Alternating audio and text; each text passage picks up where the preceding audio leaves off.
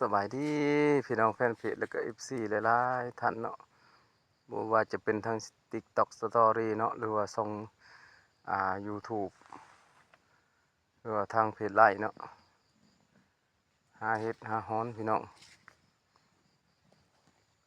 เลาะไปเลาะมามองก็เขาเจ้าบ่หาบ่เห็นคือกันพี่น้อง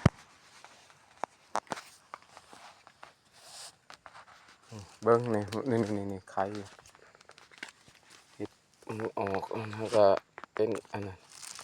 ใครก็บ่อยากเห็นปานใดพี่น้องโอ้โหพอดีซ้ำไข่เป็ดพี่น้องปิ้งลิงปูรูอยู่นี่ไหลแหน่เฮาก็ได้เห็ดเหลืองเห็ดเลาะไปเรื่อยๆนี่แหละบ่ว่าสิว่าแต่เห็ดละโงกพี่น้องเอ้ยอยู่ในดินหน้าข้าพเจ้านี่ออกหลายเห็ดอยู่บ่ว่าจะเป็นเห็ดปงหรือว่าเห็ดละโงกสีขาวสีเหลืองโอ้ยมีหลายพี่น้องนี่เห็ดปงเห็นบ่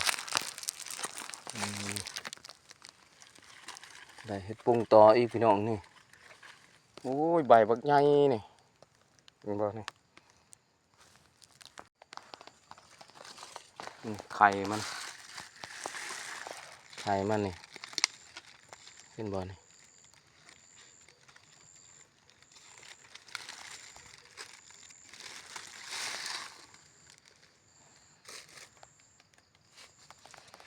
นี่ฮอตเห็ดบีปะกังพี่น้องนี่เห็ดขมผู้มักก็กินได้ผู้บ่มักก็บ่เห็ดมีหลายเห็ดอยู่พี่น้องอยู่หน้าข้าพเจ้านี่อยู่ในนาดินหน้าข้าพเจ้านี่โอ้หาไปก็หาก็ได้อีกหลายเห็ดอยู่พี่น้องมื้อนี้ก็วันที่13พี่น้อง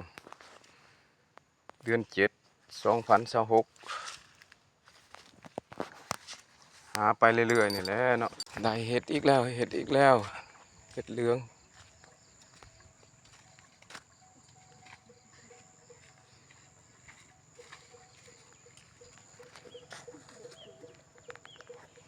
เพราะกลับบ้านพี่น้องเอ้ยกลับบ้านแล้วบัดนี้